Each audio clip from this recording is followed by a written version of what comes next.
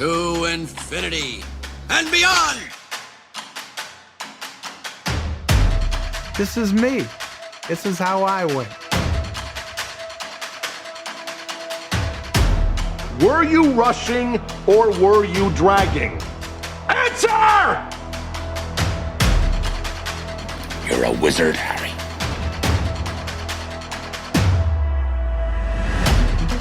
Say what again? Say what again? I dare you.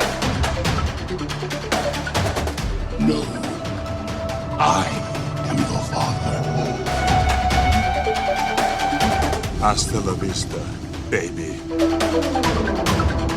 Are you not entertained? Are you not entertained? And here we go.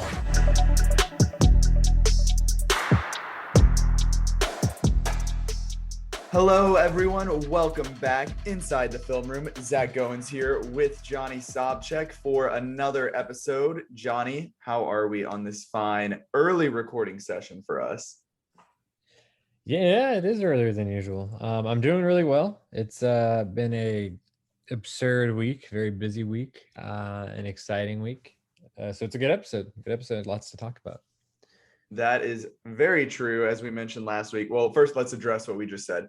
We're recording this on Saturday. We usually record on Sunday. So if any breaking news happens Saturday night or Sunday, we're screwed. But you'll be listening to this on Monday. So, maybe we'll just tweet about it. But like Johnny said, last week, he was going to the Dune event. The Dune event happened. It was incredible. I'm going to let him talk about it. So that's the good news that we're talking about this week. The bad news is that we're talking about Old from M. Night Shyamalan. And we've got some divisive opinions here. So we're it's a house divided inside the film room this week. So we'll get into that later. But as always, we're going to hit our news from what has happened so far this week. And no TV to recap. So instead, there's going to be a lot of focus on that Dune trailer. So before all of that, Johnny, what's been going on? How have you been? I have, been doing well, like you said. I did go to the Dune event. It was how was the road trip to Atlanta? We'll save the actual content of the Dune event to lead into news here. But what was your experience going down there and crashing with an internet friend? It was definitely different, pretty wild. I've never done anything like that before. It's interesting and kind of funny because the pandemic has really pushed me, I feel. I had a little bit of an experience with that last year going to see Tenet, due to the pandemic. And then this was, so that was kind of like a little trial run to do this, which for anyone who doesn't know, last year when theaters in North Carolina, our state that we live in, were still closed, Virginia had some open and they were showing Tenet in IMAX as soon as it was releasing. So I said, hey, 4 hours there, watch the movie for 2.5, 3 hours, 4 hours back, make it a little day road trip.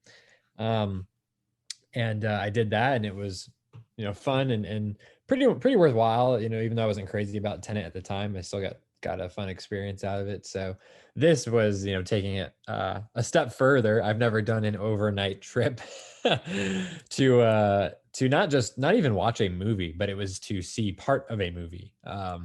And so, that kind of just, I think, lets you know how committed and excited and interested I was to see what they had to offer. And the drive down wasn't too bad. It was a little over 5 hours. I went straight to the theater, got in about 2 hours before showtime. There was already half a dozen people ahead of me when I got there. So nothing crazy. I was like, okay, I got here right around the right time. And then very slowly but surely, it filled up, and there was, hundreds of people in a line down and around the theater. And then they started letting us get seated. So, and then of course, I really wasn't going to go. As soon as the tickets dropped for this thing, the passes, they said, I could see where the nearest locations were, and Atlanta was the nearest one. And I, 5 hours. Then you put it to a driving poll one way. You put it to a poll on Twitter, and so then you had to go, right? Well, I was curious if people were going to be like, regardless if people wanted to hear my thoughts on it, I still kind of wanted to see for myself. But having some sort of incentive or having other people wanting to know did add a little motivation. But as soon as I found out it wasn't Atlanta, I was like, there's no way. I mean, I'd have to drive 5 hours there, 5 hours back in the same day, spend a couple hours there on the ground. And then of course, if I didn't want to do that, I'd have to pay for an Airbnb or a hotel room, something like that. And, I mentioned this in the Dune Discord that I'm a part of and pop into every day. And someone mentioned, hey, well, I live like 10 minutes from the theater. I got a few housemates. It's a big house. Would you be interested? And, you could crash here, for free, no problem. And I said, wow, that'd be awesome. Very generous. So shout out to Chris. Super accommodating, super helpful. Great friend of the pod. Yeah, official friend of the pod. Had everything I needed, and wanted, and that was really the final little incentive I needed to go and feel comfortable going, and it all paid off, in spades. So we'll get into the details more later on, but right. I'm curious. We all know, anybody who knows you knows your level of fandom. Were most of the people there comparable or like rivaling your fandom, or was it like, hey, this is supposed to be good, I don't really know much about it, let's go check it out because I'm from Atlanta and it's right here? Or was there like a good amount of people who were like your level of passion? Yeah, I mean, there was definitely like, because the thing is, I haven't been a Dune fan for like decades, like some people have, some older fans. Right, fans of the book who have been waiting and waiting for a good adaptation. Yeah, and I really only started following this after Villeneuve got attached, and I was already a fan of his. It came from my fandom of him, and then also science fiction in general. And I knew Dune was a big deal, so I got around to reading. I read the book about 3 years ago, right now, actually. So it's not been super long, but I heard people there saying, they had driven, multiple hours, people that, had been fans for years and years and years of the book. So yeah, I definitely wasn't the only one that, went out of their way to get there or was, very familiar with the source material. But also I could tell that there were people who were there, pretty much strictly out of curiosity of, okay, well, the passes are free. I like, maybe I like Oscar Isaac or Chalamet or Zendaya. Let me get a pass and go. And, yeah, it was definitely a mixture, but some of everything. Well, I'm glad the experience of it was good. I'm excited to hear more about the actual content in a second, but I guess I'll recap what I've been up to since last pod really quick. On the content side of things, obviously had some good Ted Lasso stuff go up. The new episode just came out, so I got an interview with Phil Dunster, who we had previously spoken with. So it was good to get him back inside the film room for a quick season 2 discussion about his character in that first episode. So that's on YouTube. And I was able to post a snippet of another interview. But the full thing still has spoilers through episode 3. So that was with Cristo Fernandez, who plays Danny Rojas. So that'll be the snippets on social media, but the full interview will go up with him and with Tahib Jamo, who plays Sam Obasanya, for all you Ted heads out there. That'll go up after episode 3. And then we've got another one with Jeremy Swift, who plays Higgins, which will be coming sometime in the near future. But other than that, just a lot of Ted talking. But I watched 9 Days, which has been on, I'd say, both of our watch lists for quite some time. Was that the Hamptons Film Festival last year, I think? Yeah, it was sometime like middle of the year last year, and they had it was one of the ones you could get the virtual screening link like Jake did, but then he found out that you had to be in like New York, Connecticut, or like I don't even remember what the other, it was like a geolocated, like based on your IP address, so he was unable to watch it. But that was very, very good. It comes out next Friday in a wide release at long last, so it's been kind of making waves on the film Twitter side of things, and just like within critics who have seen it. But very, very beautiful movie, both like in content and in the technical aspects. I will talk more about it next week after it has released, but I would definitely recommend it. It's a slow, methodical, like in a very good way. Sometimes those can be used as like negative terms, but it's like a very intriguing slow burn that I enjoyed quite a bit. And then on the opposite of the slow burn side, I have been still watching Outer Banks season 2, which drops this coming Friday on Netflix. And so I'm also going to have, I know, Johnny, you're just going to have to listen to me talk about it next week because it's absolutely batshit crazy. So I apologize in advance, but That's all right. it's gonna have to happen. But other than that, I'm getting ready to go on vacation this coming week. So heading out to Jackson Hole, Wyoming, gonna, you know, get in touch with my my nature side of things. So the tweeting might be a little slower. Johnny's got to have the keys. So I don't know how busy his upcoming week is going to be, but expect at least a couple Dune tweets to fire off if I had to guess. Yeah, probably a safe bet. Well, should we go ahead and get down to it? I know you're itching to talk about the IMAX event, the Dune trailer. So everyone's seen part of it. You know, everyone's seen that 3.5-minute trailer, but you have some exclusives from the IMAX event, which why don't you just go ahead and tell us what all went down there? Yeah. So we got, we were waiting in line. I was right up toward the front. Thankfully, I had a few different people come up to me who said, "Hey, like I know you from Twitter." And you're the Twitter guy. Yeah, you're the guy on Twitter or Discord or your Reddit or what have you, which was pretty neat. And, getting to meet and Did greet. you feel like a celebrity? Not at all. But it was fun to mingle a little bit and just chat it up as we waited in line and got settled in. They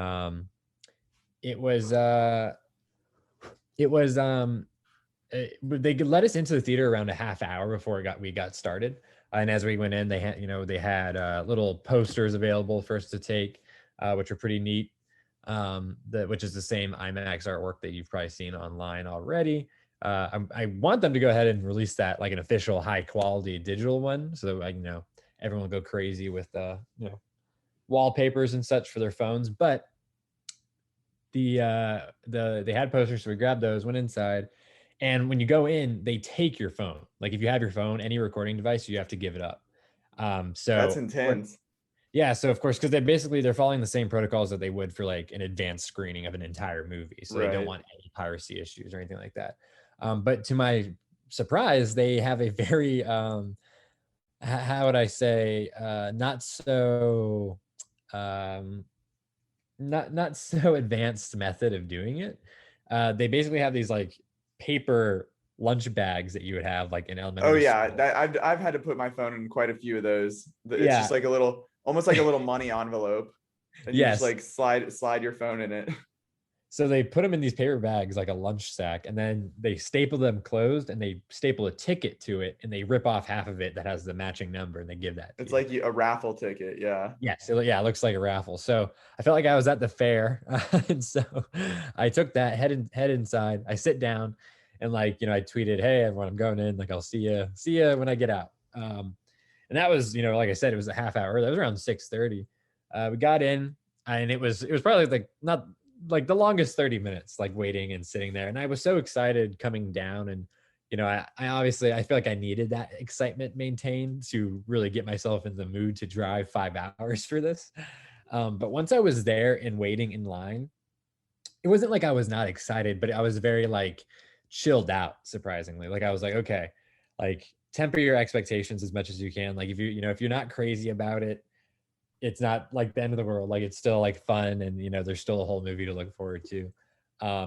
So I was really chilled out in line. Then when we were sitting in the theater and it was getting closer and closer, I mean, I was like, I was ready to just bounce off the walls. Like the anticipation was definitely mounting. And the cool part was I got in so early. I was one of the first people to sit down. I got the perfect seat, exactly where I wanted. And I got to watch everyone else come in and stream in and find their seat. So, a couple hundred people pile in, and some of them even got popcorn and drinks and stuff. And this is for like a 30-minute preview, which I thought was kind of funny. And so everyone sits down, and I was impressed too. And I tweeted about this, but going to this event, I know it's in Atlanta, which is obviously a large metro area. But it's Dune, it's this old science fiction novel based on, there was a cult classic, movie from David Lynch, which is how a lot of people like get entry into the franchise. So when I went in I was expecting, I expected this place to look like a comic book store for the most part. And like I've been in my fair share of those, or like a Star Wars, kind of like fan event thing. When you go to those, obviously there's a lot of fans for those different, properties, DC, Marvel, Star Wars. But I think it's predominantly like, you think of like nerds. And when I would consider myself, I have nerdy aspects to me. Zach, I'd say you have some nerdy aspects to yourself as well. Oh, You almost definitely. you almost spent $100 on a lightsaber at Disney World. I was Um, so close. so I think that's fair to say. I was expecting a lot of, white dudes and maybe middle-aged older guys who had read the book as kids or seen the movie as teenagers. And there was definitely some of that.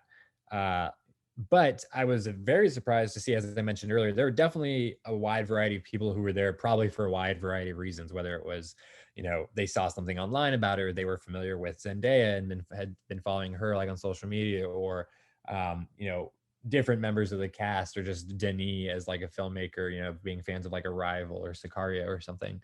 But yeah, I mean, there was older women, like in their 60s, I would say, women. And one of those women was one of the people who asked, said hi, like, I follow you on Twitter, nice to see you, etc. And then, just a swath of teenagers, younger adults, middle-aged people. It was pretty exciting. Definitely had, again, the energy of like an opening night kind of like showing, because again, there was a line out the door. People were buzzing, talking about what they expected and all that. So once you got in, sat down, the lights go down. They do the IMAX intro that you see it, anytime you go to one, where it has, the boxing match and the war scene, and then the space like thing at the end. And then of course we got right into behind the scenes stuff, which was probably like a few minutes, showing the cast doing interviews, showing, them commenting on the film, showing quick shots from the film or behind the scenes, look at the sets and different designs and stuff. That was all really cool. Definitely at that point, I'm like, okay, I'm about to go into like cardiac arrest. Like, I know like this is actually happening now. And everything that they were showing, like I'd say 90% of it was brand new stuff, like stuff that we had not had access to or seen before. Whether it was sets, whether it was new shots from the film. And all of it looked amazing. And that section in particular, I couldn't really remember anything distinctly. That it kind of melded together. But as soon as that ended, they had Timothée Chalamet. He was talking, into the camera. He was like, thank you so much for coming out. It's an honor. And this is the first like 10 minutes of Dune. So, okay, cut to black. The movie starts and it's like the logos, like Warner Brothers, Legendary. And it feels like you're actually about to, sit down and watch the entire movie. Right. How disappointed were you when it ended after 10 minutes? Oh, man, I'm glad I knew that was the case. But, and you get in, it starts. And I was pretty familiar. I mean, I followed this movie so closely. I had an expectation for how it was going to start. I've read different things. And I was shocked because the way it opened was not anything like I expected it to open. And I'm not going to go into spoilers here necessarily. If you want to read it in detail, you can read the article that I posted and wrote up about it on the website.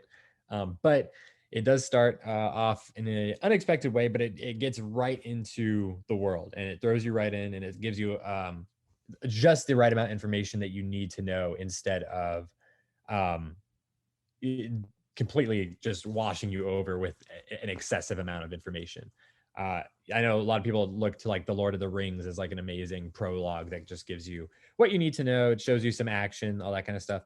This is kind of similar, but it's not like that at all. This is much more, even more simpler than that.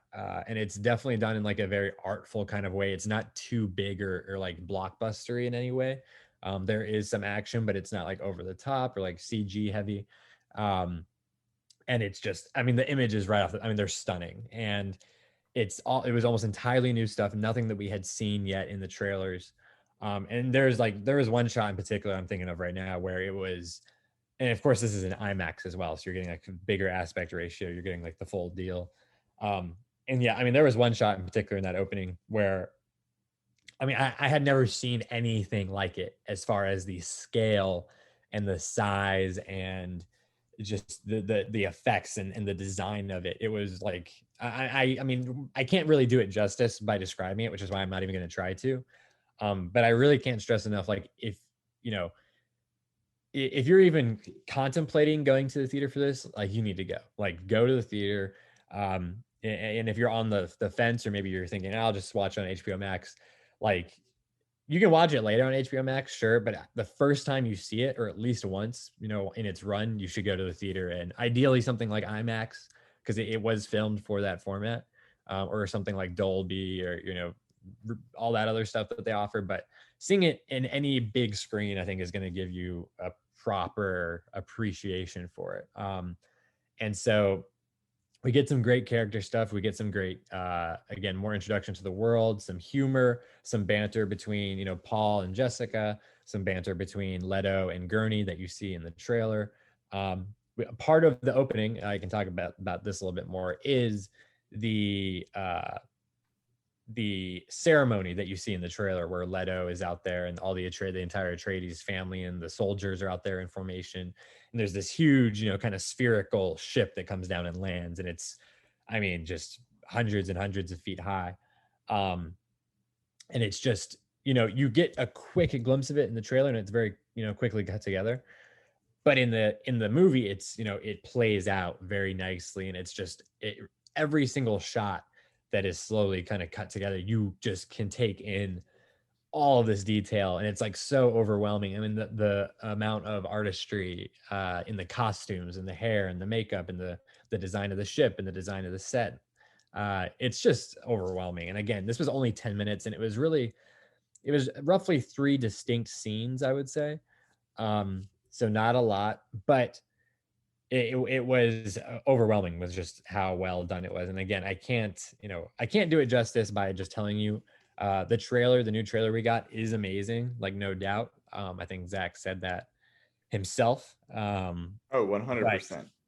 Yeah, and but again, and I've tweeted this a couple times now, the trailer is amazing, but it does not do justice to what we saw. And of course, when I say that, I mean we got to see it in an IMAX theater on the big screen with the heavy sound, and that's definitely part of it. Seeing it in that format and in a theater is by far the best way to enjoy the film. But there is so much that you have not seen, and there is so much they are hiding, and so much that is going to blow people away as far as the effects and the designs and the scale and the just the way that they're really I think have really bought into what Villeneuve is trying to do. It's really like when you say feast for your senses, like that is this in the most literal like aspect. Like as far as the sound, there's stuff in here you've never heard before. Hans Zimmer's score is like unreal. It just sounds so alien. It like gives you like goosebumps. And again, the Baron, haven't seen a lot of him still. We did see more of him in this trailer, but there's more to him. There's more to the Harkonnens. Yeah, it's just gonna be. There's more to the Fremen as well. We got to see more of them in certain shots. It's gonna be unreal. There's like no question. And again, I really did try to temper my expectations going into this, given that I did drive so far and I didn't want to be let down or disappointed.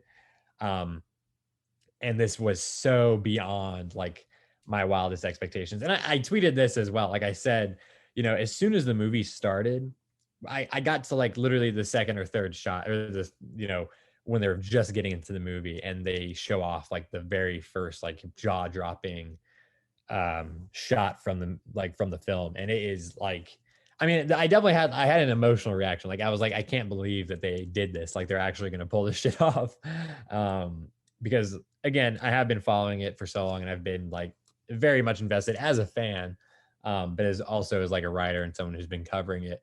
So to see it, I do think it's going to pay off, and I think it is going to be better than, the highest expectations have been set for it. And it's funny, there was the Hollywood Reporter thing from yesterday where they have the newsletter from Boris Kitt and his other writer, and they said, we heard from someone, we talked to someone, they have plenty of connections in the industry at different studios and things like that.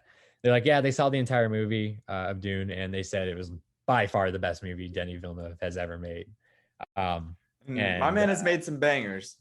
Yeah, if you've seen Arrival, if you've seen 2049 or Sicario, Prisoners, or On Sunday, like Yeah, he's got multiple masterpieces. I think I don't even think that's really a controversial statement or a minority statement. Um, and so yeah, that's definitely a high bar. But I can say, having seen what I saw, yeah, people are not ready. It's going to be again Lord of the Rings esque event, and I hope people, of course, the event gave me the most confidence that I've ever had as far as people actually showing up for it. The kind of energy I saw there and the variety of people I saw there. Um, there's been a lot of comparisons to 2049 and that wasn't it wasn't a financial success. Not a lot of people saw it. I was there on opening night for 2049 in IMAX, a big IMAX theater, and it was not sold out. It was not sold out. It was not full. It was a lot of older people who were probably fans of the original Blade Runner. And I wasn't thinking at the time about its success potentially. Of course, now leading up to Dune, everyone's been talking about that, and I'm not going to harp on it too much, but I mean, this is a completely different ball game.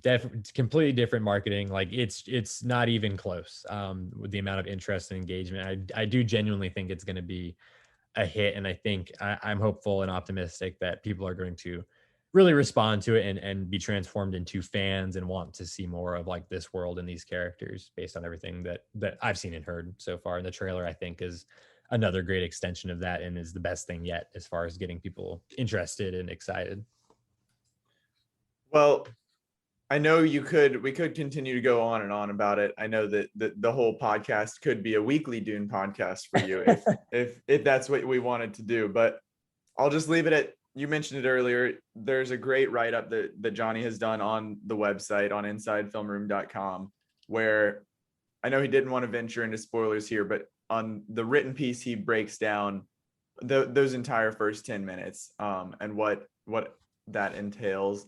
So if you are looking for more information, you want to really dive in, then head over to insidefilmroom.com, check that out.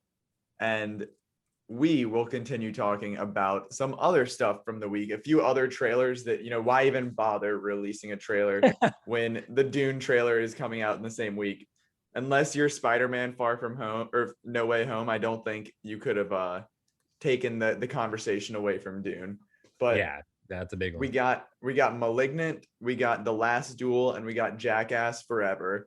Of those three, the only one I really feel strongly about talking about, and we don't even have to talk too much about it, I'd say The Last Duel is the biggest one of those three. Would you agree? Yeah, it definitely has not necessarily a blockbuster like feel to it, but it's big and has some action and big name actors in it. And big name director Ridley Scott, of course. Yes, sir. Yep. Doubling up for the end of 2021. But we've got Adam Driver, we've got Ben Affleck, Matt Damon, big, like you said, big names. What were your thoughts here on this? I know it was kind of like, at least for me, like I hadn't really done too much homework into what the movie was going to be about beforehand. So it was all semi, other than like knowing who it was. It was all semi new to me. What were your takeaways here? Anything? Yeah, it looks great for the most part. I think as far as like the production quality and the crazy costumes and makeup and hair for Ben Affleck and Matt Damon, and then Adam Driver just had to grow a mustache. Yeah, Ridley Scott always delivers with the production quality. I think I don't think anyone would debate that. I mean, he's been doing it ever since Alien and Blade Runner back in the 70s and 80s.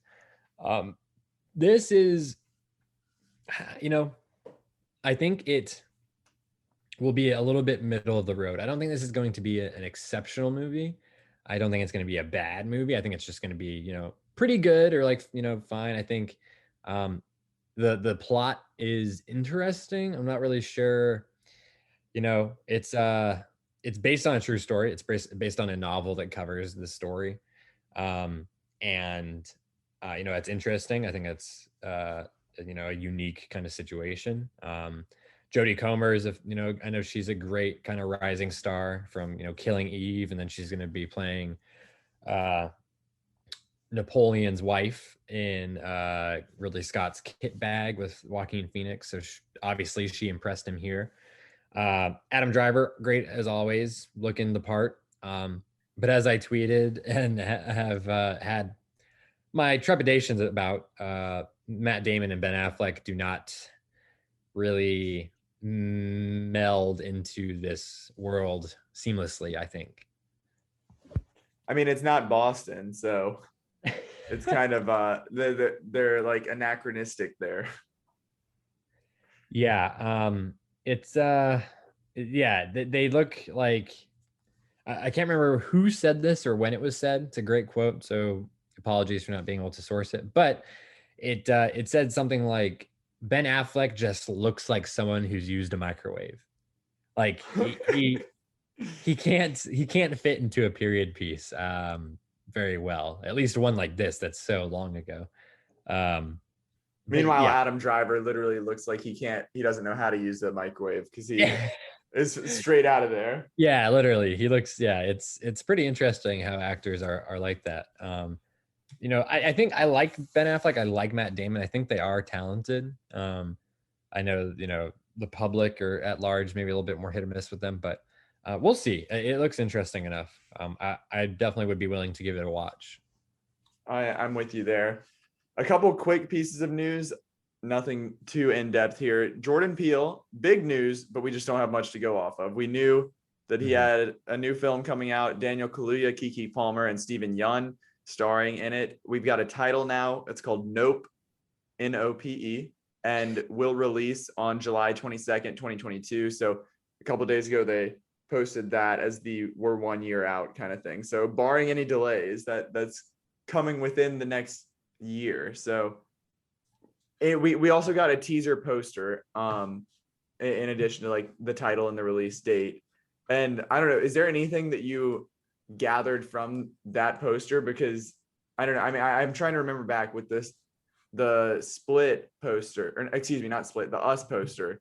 They did like, I think it was one of those like what is it called, like where it's like the cloud, Like yeah, the Rorschach test, that it's like so it was hinting at the fact that it was like the duality, the two people. This is like a mount overlooking like a town by the mountains with a cloud, and I don't know, like a kite maybe, like, I don't know what that, like, yeah. There's a lot going on here, but it doesn't necessarily, like, I'm sure there are hints, but we know nothing about what this movie is going to be like.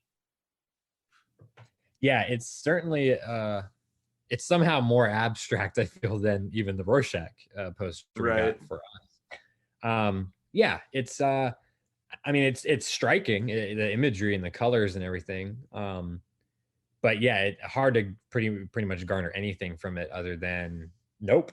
That's the title. And then we of course have Oscar winner Daniel Kaluuya, Keke Palmer, and Oscar nominee Stephen Yeun as the primary three actors. So I mean, amazing group there. July 22nd, so just about a year away. And also really cool that I was totally not expecting, and really might be the most notable thing about this, is IMAX inclusion. It looks like Jordan Peele is going to have certain sequences of the film shot in IMAX or with IMAX certified cameras. So that'll be a cool big screen event. They're definitely leaning into that more, studios and distributors, as we're emerging from the pandemic, and making it even more incentive to go see it on a big screen at the theater.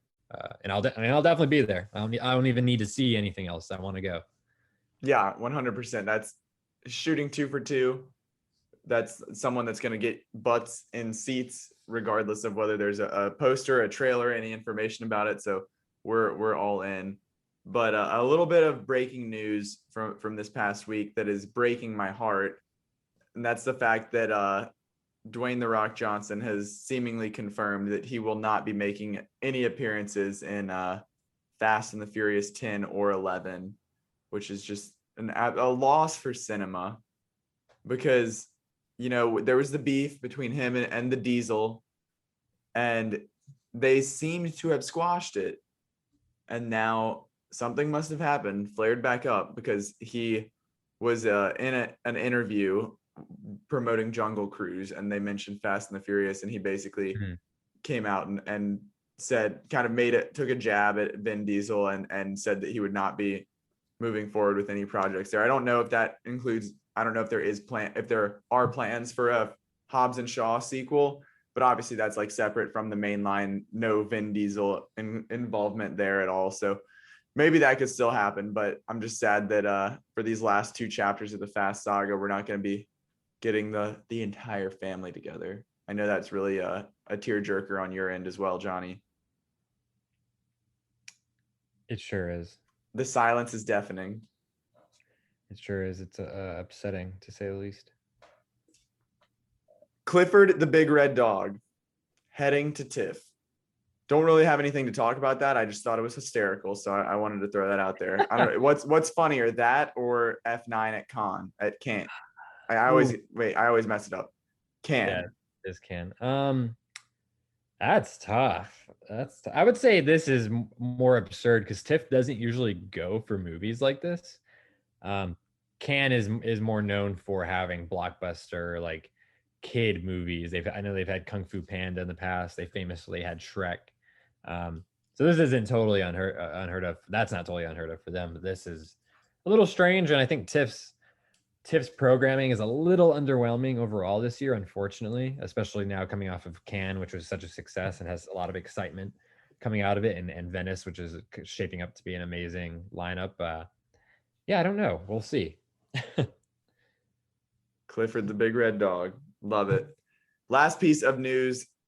This is since I still have yet to see In the Heights, and because you're the DC guy, I'm going to let you take the lead here. But Leslie Grace has been cast as Barbara Gordon, aka Batgirl, in DC's upcoming Batgirl solo film, which will be the first to debut exclusively on HBO Max. Is this a good casting, Johnny? Yeah, hell yeah. All right, we'll leave it at that. No,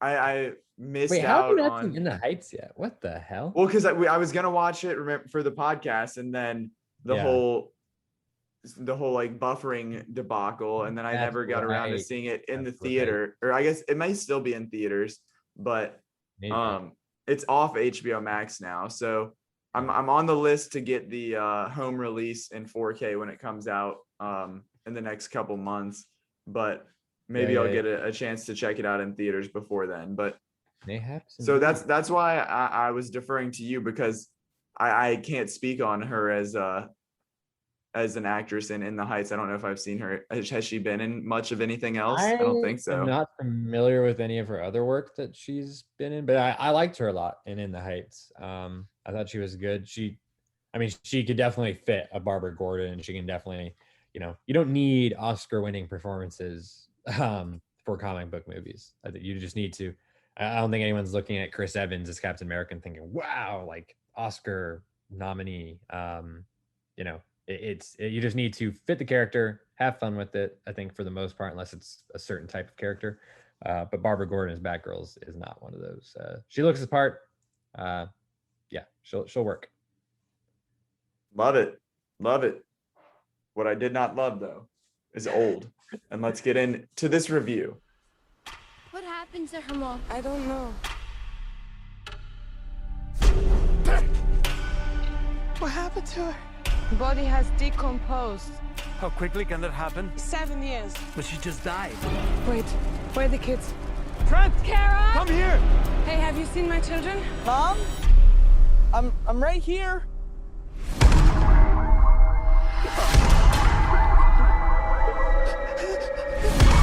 Dad, why are you looking at me like that? What's happening to us? My daughter just turned 6 2 weeks ago. Mom? Whatever's happening to us is happening very fast. You have wrinkles. There's something wrong with this beach. What's happening? Mom! Mom! Mom! I'm scared. Old is the latest film from controversial director M. Night Shyamalan. And, I feel like, what do we want to, how do you refer to him? Do you call him M, or do you call him M. Night, or do you call him Night? I call him Shyamalan or M. Night. M. Night. I'm going to go with M. Night. But You know, I'm a fan. I would say I honestly I haven't seen like most of his like I would say like his most notorious stuff. I have seen The Happening, but like the let's see, Yeah. Unbreakable, Split, and Glass. I've seen that whole trilogy. Um, but maybe I'm not as big of a fan because I haven't seen Signs or The Village, which are like two Or of a his big biggest fan. ones. So Yeah, no, I've seen, well, yeah, I'm more well versed than I think I even realized because I have seen uh Unbreakable. Um oh, and Sixth I Sense, I haven't seen that either. mm, I saw The Sixth Sense a long time ago. Um and I actually saw The Happening in theaters. I saw After Earth in theaters. I've seen Split in theaters. I've seen The Visit, and I still have not seen Glass. So I've seen a good amount. This is like my sixth or seventh, I guess. So I've seen good. I've seen bad. I've seen horrible. I know it to. I have my. I always have the right expectations. People wanted to hop on me on Twitter because I was, concerned that this movie might not be that good. Uh, hey, let's not pretend like this guy does not have a reputation to hit and miss. So He certainly has that reputation, and he also has the reputation of like there's always going to be some sort of crazy twist in the movie, which we'll get into how that comes into play in Old here in a right. bit. But let me lay the groundwork here. Starring Gael Garcia Bernal, Vicky Creeps, Rufus Sewell, Ken Lung, Alex Wolff, Thomason McKenzie, and Eliza Scanlon. Quick plot synopsis. A tropical holiday turns into a horrific nightmare when a family visits a secluded beach that somehow causes them to age rapidly, reducing their entire lives into a single day. Really intriguing concept. That sounds great. This is based off of a graphic novel, so it's not anything original from M. Night, but he certainly puts his twist on it. Rotten Tomatoes currently has this as a 52% critic score, 51% audience score, pretty much in agreement across the board there. If you go to top critics, it drops to 44%. But this critic over here gave this a 21 out of 100. I literally just got out of the theater before we started recording, so the engines are still running. It's hot off the press, and I'm not a fan of this movie. Johnny, how about yourself? Well, I'm definitely higher than you on it. I'd say I'm right around the middle, like mid 50s probably. It's not a good movie by any stretch of the imagination. It is a complete mess. But and maybe this is because I'm you're all like anyone who listens to this podcast should know that you're like traditionally more like I traditionally have higher scores than you. So I was like shocked to see. I was like, oh, Johnny gave it 3 stars. I'll at least probably give it 3.5. And I was just not. Just did not work for me. yeah, no, I mean, and like I was about to say, is I think my expectations were incredibly low for this, just because of who he is as a filmmaker and what I've seen from him before. And maybe that played a factor in it. Maybe I was expecting something absolutely like, I mean, just I don't know, because I've seen The Happening. I remember I saw it in theaters as a kid, and I saw After Earth in theaters as like a high schooler or whatever it was. This is not as bad as those movies. This movie has a little bit more going on. I think, it's going for a little bit more like emotionally. It's a little bit more like low key and like low, not so big in scale as like something like The Happening. But it's M. Night, I don't know, his instincts are just so all over the place and not that great. This movie is very all over the place, in my opinion. I like basically everyone in this movie. I think it's a really strong cast, and I think there's whatever the writing is, whatever the direction is, I think that the performers for the most part still do a decent job. with what they are given. Especially people like Thomason McKenzie or Eliza Scanlon, Alex Wolff. Those are all like really well liked and well, known younger actors. Mhm. The others. For me, it's those three, and then like everybody else was just like painful to watch. And I know you mentioned like the writing of this movie, like Right.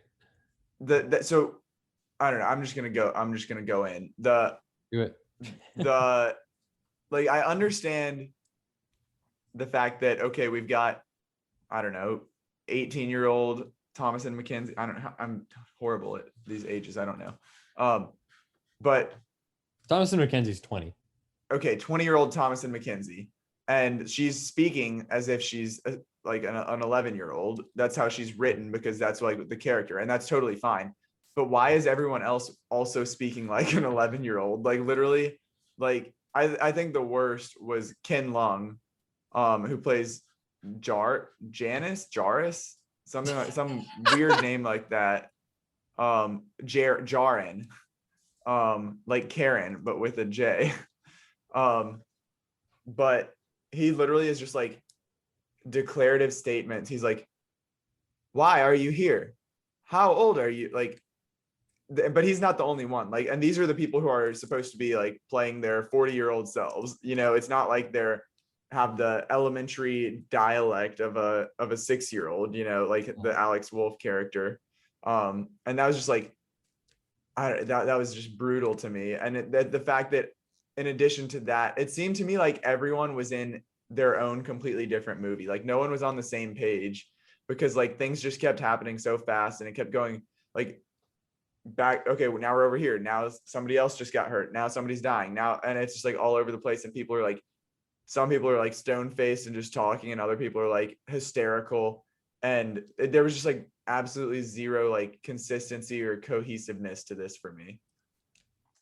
Well, I will say, I can't really disagree with how you're like describing it. I think I would just say, again, based on what we had seen in trailers and clips, it was exactly what I expected it to be. Like I was not surprised by it. Oh yeah, with that they released that one scene like the week leading up to it where it is the Ken Lung character saying like, no, really, how old are you?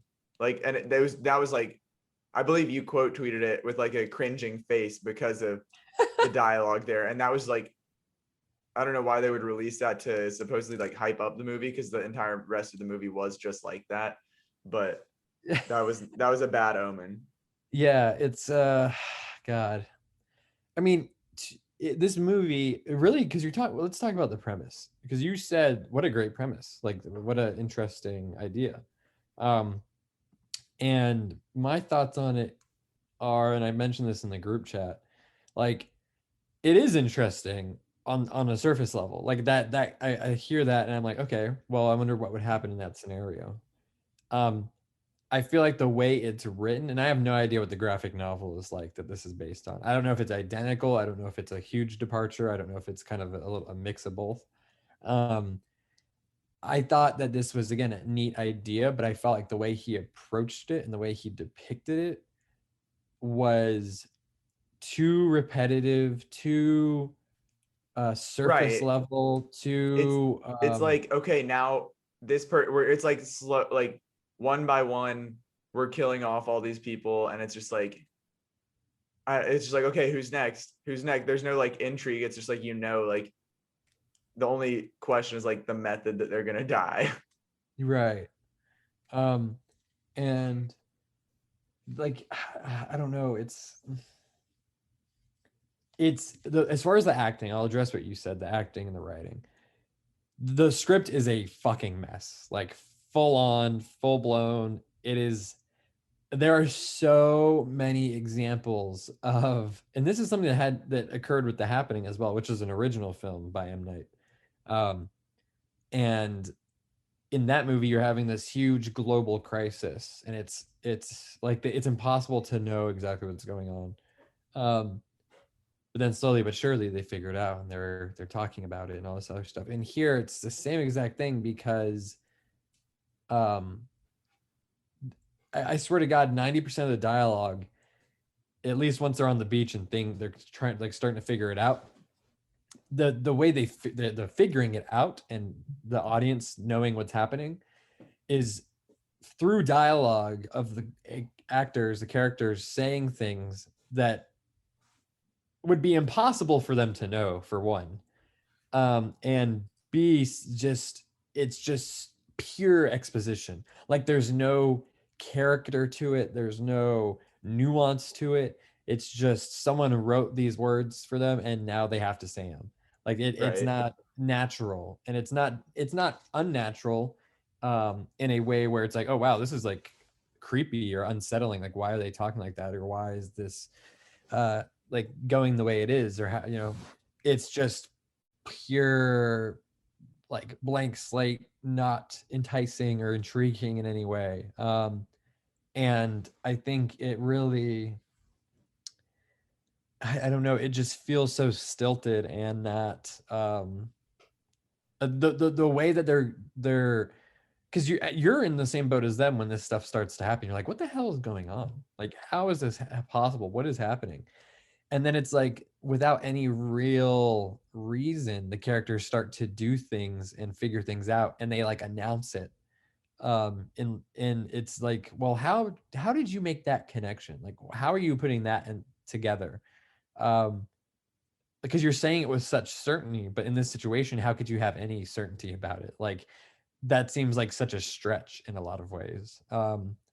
And it's, some characters I thought did it better than others because of how the characters were written or who the characters were supposed to be, or also because of the actors and their ability to kind of take the material and run with it.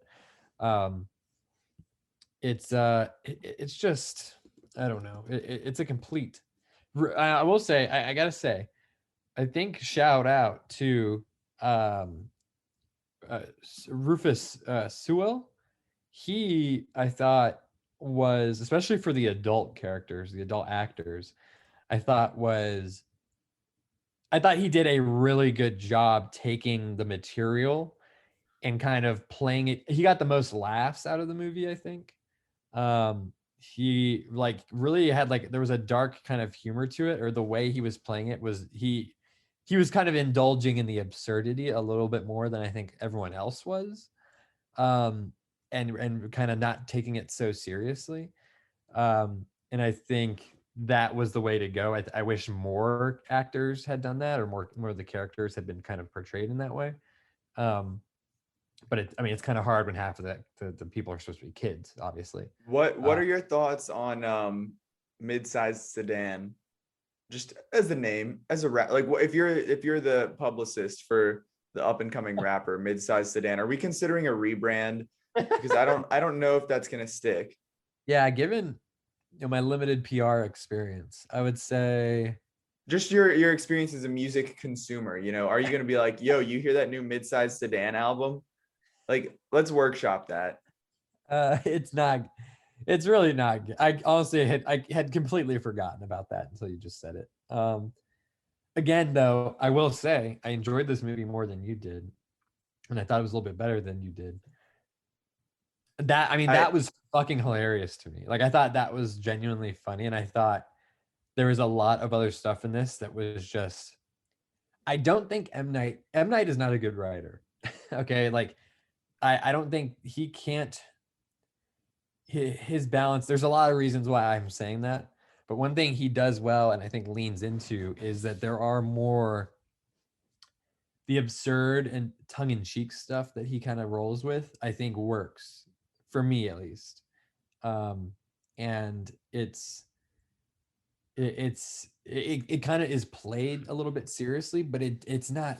I don't take it seriously. I take it more of like as a kind of almost like absurdist, surrealist kind of situation, and not a like straight edge horror thriller, like, you know what I mean? Yeah, I want to talk. This is a spoiler podcast, so I want to know your thoughts on the twist ending here. I mean, we've kind of, for those who may not be as familiar, that's kind of like, that's a thing that M. Night Shyamalan is known for, of like third act reveals or twists or something. Like in this one, it's like kind of, something is coming just because like it's the mystery of like, why is this all happening? And so it's not really like a twist, more so it's just like the explanation. But so the reasoning we learn during the movie, that the reasoning for it is because there's like a magnetic, the like magnetic I don't even know what the terminology was that they used. Basically like the formation of the earth, the geomagnetic field or whatever, had this area on, it's like the only spot on earth where like your aging accelerates or something. But what we end up learning is that they're put here on purpose. These people have been like recruited to come here on what they think is a vacation, and then they get dumped on this beach where they can't leave. And it's a pharmaceutical company who's testing, each person has like some illness, whether it's Parkinson's or epilepsy or mental health like issues, that they're putting them here so they can accelerate the aging and test out these potential drugs. And in the process, if they die, then oh well, at least we get our data. But I don't know, is that they obviously like laid the groundwork for that at the very beginning. Gael Garcia Bernal's character is like, oh, I love this company, we're trying to get we're trying to get them to use them more. So it's like they hinted at a pharmaceutical connection there, but it wasn't like obvious by any means. Did that seem like a justifiable, was it satisfying, or was it kind of like what the fuck is going on here? Nah, it was shit. Yeah, I'm with you. That was the twist, quote unquote, is not good. Like it's not, I don't know what I was expecting. I wasn't really expecting anything necessarily. I mean, I knew there would be a twist, and they make it very clear during the movie that there's something else going on that you're not clear on, because even the characters on the beach can see people watching them from a nearby like mountaintop on an island. And they can see like a camera, binoculars, antenna, whatever the fuck it is. And yeah, so that's established. And so you're like, well, I wonder what that's about. Like, is this some sort of observation, or, and if they're observing them, like to what end? Pharmaceuticals never entered my mind. A company doing it for that kind of reason never entered my mind. It's kind of portrayed as like this, well, the ends justify the means sort of thing, which is, I don't really know, what is that supposed to be, like a commentary on something? Like what is, I don't know. I was like trying to figure it out. What like, is Shyamalan like trying to get at by that? Like I don't really get it. And yeah, it's the way it's done is so messy and sloppy. Honestly, if they had M. Night there, because after you think the characters are dead, you think they've all died. It cuts to him on the mountaintop, and he talks into a radio, and he says, "Hey, they're dead. Yep. This is the trial number, whatever, and heading back to base, trial 73 complete or something like that." Yeah, and then he leaves. He packs his stuff up and he drives away. Honestly, if they had just cut to black and left it at that, I feel like it would have been somehow more satisfying, just because it leaves it so open, so ambiguous that it's just like so ambiguous. Okay. You can make it into really anything. People would be unsatisfied in the lack of explanation, but it would still be better than the shit explanation that we got. The explanation we get is just so overly explained and so like kind of ridiculous, and not in like an absurd way. Like it's played so straight as the rest of it is, and it's like and also there's a twist within the twist, really, because when he calls it in and he heads back to base and thinking that the last two have died, they show up. The last two victims, they show up, and they find the police officer that they had been in contact with before, and they stop the new visitors, the new tourists, from drinking their cocktails and from partaking in the next experiment. And they are basically like revealing what's going on. They say, you know, who they are. They say what they know. They have the book as evidence that they give to the cop. It's like he's trying to tie it so neatly together in a way that is just, it's not satisfying. It's not clever. It's just kind of, well, oh, well, I got to make a twist. So I guess I should do it. Let me come up with something. And that's what he came up with. It wasn't like, I don't know. It's like he came up with the idea. Well, and that's the thing is, I wish I had more background on the graphic novel. So I don't want to speak too much. Like, it's not like he, like, because we don't know. Like, is this something he came up with, or is that? Yeah, like we can't the speak actual too much to it, unfortunately. But yeah, the way it feels, at least knowing nothing about the graphic novel, is that he liked the premise of the graphic novel. He liked the premise of this beach, this island beach, and he wanted to tell a story about that, but then he was like, well, I need a twist. Like, I need to do, why is this happening? What's the reasoning? And then that's like, it seems like that's what he came up with. Maybe that's how it is in the book. Either way, I don't like that in the book, if that's how it is. Maybe it's done better there, but here it doesn't come off really well at all. And it ends the flashback. So when they reveal it they go back to the resort, they're alive, and they catch them. It cuts back in a flashback to when they were trapped, and he thought that they died, and they actually escaped. And it has this shot. They come up from the water, and they're like miles away from the beach. I don't know how the hell that happened, because the coral was like maybe 100 yards away from the beach. Right. And then once they pop out of the coral, like a minute later, they're miles away. Like, you couldn't even realistically swim it. So that was kind of weird. And then go ahead, Finn. When they pop up out of the water after swimming, they are like, it's like the worst green screen tank that you can imagine. Like, it's clearly just a pool, and then there's green screen like next. Yeah, I did notice that as well. That looks really bad. And then it cuts to a kind of like a big long shot of them looking back at the island. There's like this epic music, and it's like, oh yeah, they escaped, like they did it. And then it cuts hard to black, and you're like, oh, okay, like, okay, well, that's it. Like, okay, they got away, it's cool. And then it cuts to another shot of a helicopter, and the two are in the helicopter. They've been rescued. They're talking about the police getting involved, and the people they're gonna destroy this company now. And then there's like this weird exchange, like kind of like a joke about how they are going to go back and see their aunt, and now they're old, and they're like, yeah, it's kind of weird.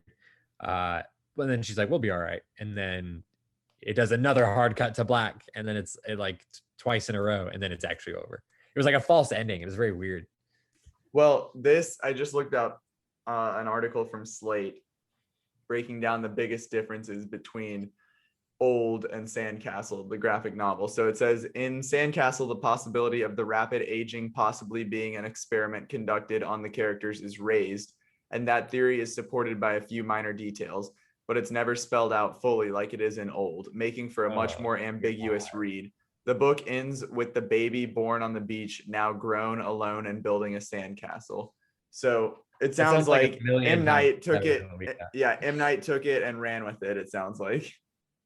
Wow, that actually sounds like genuinely like interesting, like, and kind of captivating. And that ending sounds amazing too. Yeah, this is just not good, man. That just made it like drop it at least a half star, I would say. And yeah, I might have to kill my rating a bit. knowing that it was not based on the adaptation, but that was something that was movie specific, that was a poor decision. Why does he do that? I do want to say, I know you said this movie, you've had a couple good laughs here. My best laugh was in the opening sequence when they're driving to the resort, and the kids, one of them is singing, and the mom goes, "Oh, I can't wait to hear your voice when you're older."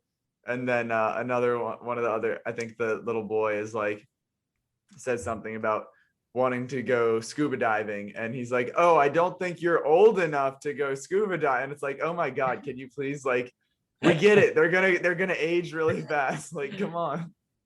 Oh my god. I don't remember that. Just I remember the singing comment. I don't remember it. I didn't remember the snorkel thing. Or scuba thing. Yeah, I was like, come on, I know we don't need to be spoon fed the this. biggest. Yeah, that's pretty lame. The funniest stuff to me happens on the beach, like when they're really starting to figure out what's going on, or they're like things are starting to go awry. Just the reactions and the kind of the dialogue, the banter, I thought was like hilariously absurd. And then I think it gets like less absurd and more just like exposition heavy and not really enjoyable, Right. unfortunately. Well, any closing thoughts here on Old before we wrap it up? You know, I would not recommend it. I would, if you were looking for a movie to check out this week, I would say steer clear.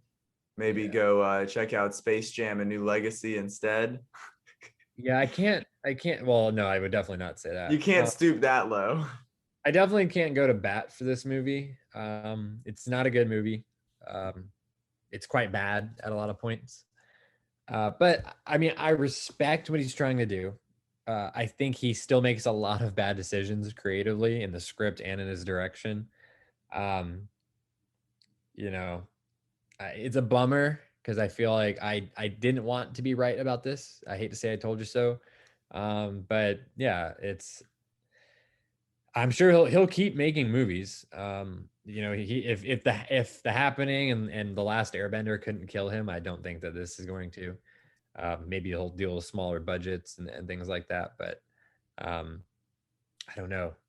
Maybe he needs someone else to write scripts or like come up with ideas or something, and then he can just kind of like inject his own style into it with a different writer. But I don't know. It's not good. Unless you're like a big fan of his, or unless you were like really taken by the marketing, which I really wasn't. Maybe give it a shot. Still check it out. But if you were not interested at all, or you don't like Shyamalan's films, I would definitely like stay as far away as possible. Agreed. Well, that is all for Old, and that is all for this episode. Thank you all for tuning in. We really appreciate it. Absolutely. As always, thank you so much. Appreciate it. Follow us on Twitter, Instagram, like us on Facebook, subscribe on YouTube. All those accounts can be found at Inside Film Room. And while you are at it, be sure to subscribe, rate, and review wherever you get your podcasts. We're on Apple, Stitcher, Spotify, Google, Amazon, iHeartRadio. I forget all the rest, but we're there, I promise. And come back next week for a little double header action, potentially. We've got Jungle Cruise and The Green Knight. I know we're both extremely excited for The Green Knight. Jungle Cruise, TBD, but it's got The Rock, so we'll be talking about it in some form or fashion. So we will see you then.